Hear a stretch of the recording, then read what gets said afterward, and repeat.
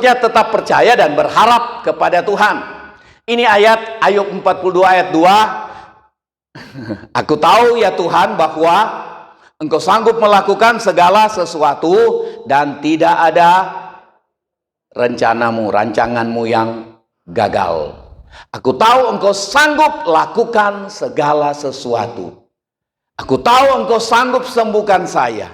Aku tahu Engkau sanggup untuk tolong saya dari kesukaran di pekerjaan, di perdagangan, kesukaran apapun yang datang, ancaman apapun. Aku tahu Engkau sanggup.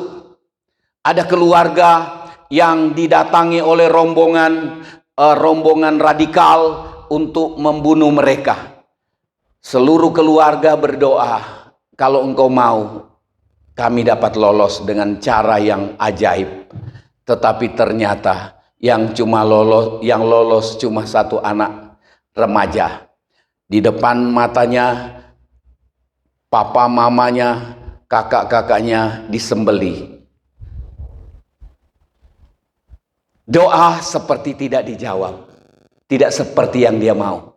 Semua keluarga berdoa, kalau Engkau mau kami bisa lolos. Tetapi ada kehendak Tuhan yang lain, yang seringkali kita tidak mampu mengerti. Itu sebabnya ada nyanyian, sering ku tak mengerti jalan-jalanmu Tuhan, bagai di mana? Belantara yang kelam, tanpa 1000 tanya. Kita tidak usah tanya, Tuhan Yesus tidak tanya begini, kenapa Bapak?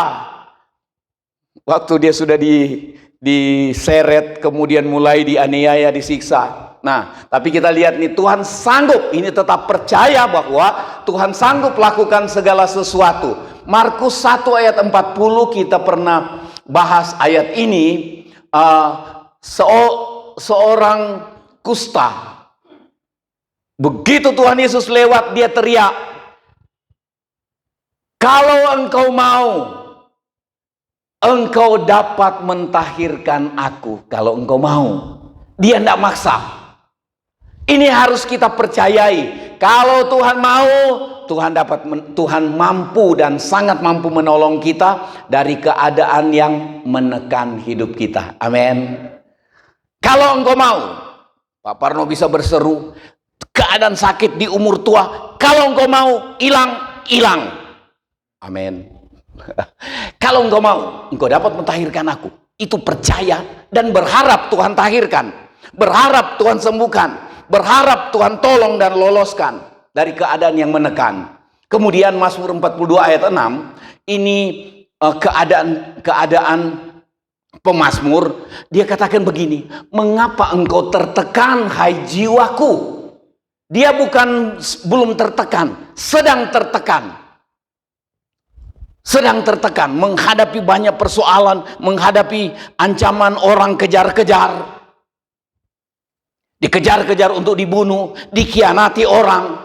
Itu menyakitkan dan menekan. Tapi dia katakan begini, mengapa engkau tertekan hai jiwaku?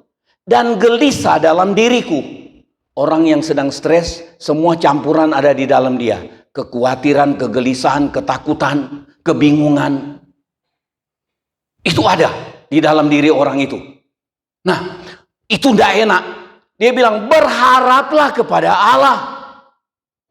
Jadi yang pertama tadi kita lihat, menghadapi keadaan stres, kita terus percaya dan terus berharap. Percaya Tuhan, berharap kepada Tuhan untuk Dia tolong. Berharaplah kepada Allah, sebab aku akan bersyukur lagi kepadanya. Ini percayanya dia, Allah itu penolongku dan Allahku. Wah, luar biasa. Kalau saudara dalam keadaan tertekan, ingat ayat ini. Ingat ayat ini. Mengapa engkau tertekan, hai jiwaku? Ada Allah penolong. Kalau Dia mau tolong, sekarang pun beres. Amin. Nah, yang kedua, berserah penuh kepada Tuhan. Ini yang banyak kali kita tidak mau. Banyak kali kita hindari. Berserah penuh kepada Tuhan. Kita lihat contoh Tuhan Yesus tadi.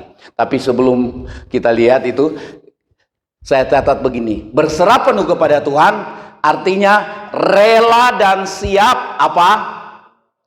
Terima apapun yang menjadi kehendak Tuhan atas hidup kita.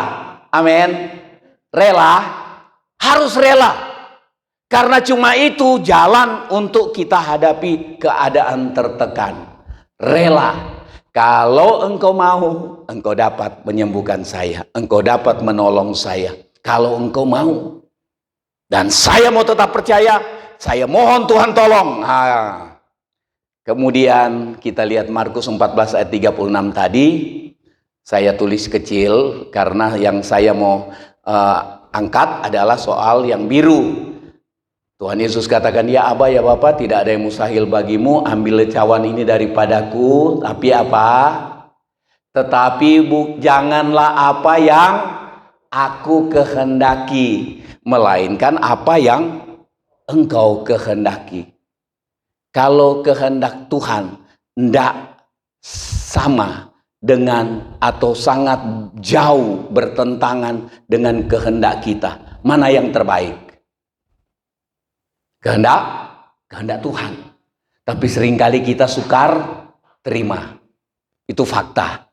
Tapi kita mau belajar untuk rela. Untuk rela. Kalau kita tidak rela, kita makin stres. Kita makin tertekan. Janganlah apa yang aku kehendaki. Ini luar biasa. Kerelaan. Jadilah kehendakmu. Saya bilang ke Juni sama Jessica, ketika dalam keadaan begitu di Batam, saya punya doa seperti ini. Engkau sanggup. Engkau sanggup. Saya tahu juga ada banyak yang berdoa, mendoakan saya, jemaat berdoa. Saya percaya engkau sanggup Tuhan. Dan saya harap engkau bikin saya negatif untuk pulang. Saya percaya engkau sanggup. Dan engkau mampu tolong saya. Engkau sanggup bikin negatif, engkau mampu sembuhkan kami. Nah, tapi belum sembuh-sembuh. Saya bilang, tapi kalau kehendakmu tidak sama dengan yang saya inginkan dan harapkan, jadilah kehendakmu walaupun itu mungkin menyakitkan buat saya. Kehendak Tuhan pasti mendatangkan banyak kebaikan, entah saya lihat atau tidak. Tetapi pasti baik. Amin. Saudara masih ingat Stefanus tidak ditolong apa-apa. Jemaat sudah berdoa sepanjang malam supaya Stefanus lolos dari penganiayaan dan dilempar dengan batu besoknya. Tetapi ternyata Stefanus tetap dilempar dengan batu dan mati. Seperti tidak ada pembelaan Tuhan. Tuhan Yesus cuma berdiri. Dia ada di sorga. Stefanus lihat dia berdiri. Dan Tuhan Yesus hendak bikin apa-apa, tolong Stefanus. Jadilah kehendak Tuhan. Stefanus dirajam.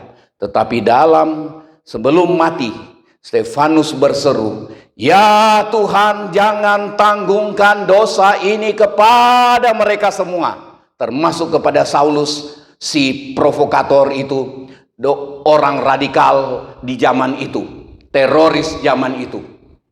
Saulus kemudian dia jadi Paulus. Mendengung kuat di telinganya, sampai ke otaknya, sampai ke hatinya. Jangan tanggungkan dosa ini kepada mereka. Dan Stefanus bilang, terimalah rohku. Mati. Tanpa terlihat pertolongan Tuhan. Kehendak Tuhan buat Stefanus dilempar dengan batu sampai mati. Tetapi ada kata-kata yang kuat. Jangan tanggungkan dosa ini kepada mereka. Itu yang mengubah, salah satu hal yang mengubah keadaan Paulus. Tapi Stefanus sudah tidak lihat. Jadi kalau kehendak Tuhan terjadi atas hidup kita dan hasilnya kita tidak lihat lagi, rela. Jangan perlu bilang, saya harus lihat, jadi saya harus hidup. Kalaupun kita harus mati dalam kehendak Tuhan, tetapi itu berupa kelihatannya seperti kerugian, rela. karena ada maksud Tuhan yang mendatangkan banyak kebaikan. Amin. Percayai itu. Nah, Lukas 22 ayat 42, ini dia. Ya Bapakku, jikalau engkau mau, ambillah cawan ini daripadaku. Ini percaya dan berharap. Tetapi bukanlah kehendakku, melainkan kehendakmu lah yang terjadi. Kita mau belajar untuk rela kehendak Tuhan terjadi atas hidup kita, walaupun itu merugikan kita. Amin. Nggak enak. Tetapi ini cara menghadapi keadaan tertekan, keadaan yang menekan. Nah, cara menghadapi keadaan tertekan, yang pertama apa? Tetap percaya dan tetap berharap kepada Tuhan bahwa Dia sanggup melakukan segala perkara. Tetap percaya bahwa Tuhan sanggup menghentikan persoalan yang membuat kita tertekan. Tetap percaya ya, tetap percaya dan berharap. Berharap untuk Tuhan hentikan, percaya Tuhan sanggup hentikan. Tetap berharap agar Tuhan menghentikan kesukaran yang sedang menimpa dan menekan hidup kita. Itu pertama. Yang kedua, apa? Berserah penuh kepada Tuhan. Ini dia. Rela dan siap terima apapun yang menjadi kehendak Tuhan atas hidup kita. Firman Tuhan katakan, Allah turut bekerja dalam segala sesuatu, walaupun itu seperti kerugian kita dan menekan kita. Tapi Allah turut bekerja dalam segala sesuatu, mendatangkan kebaikan bagi orang yang mengasihi Dia. Tuhan memberkati.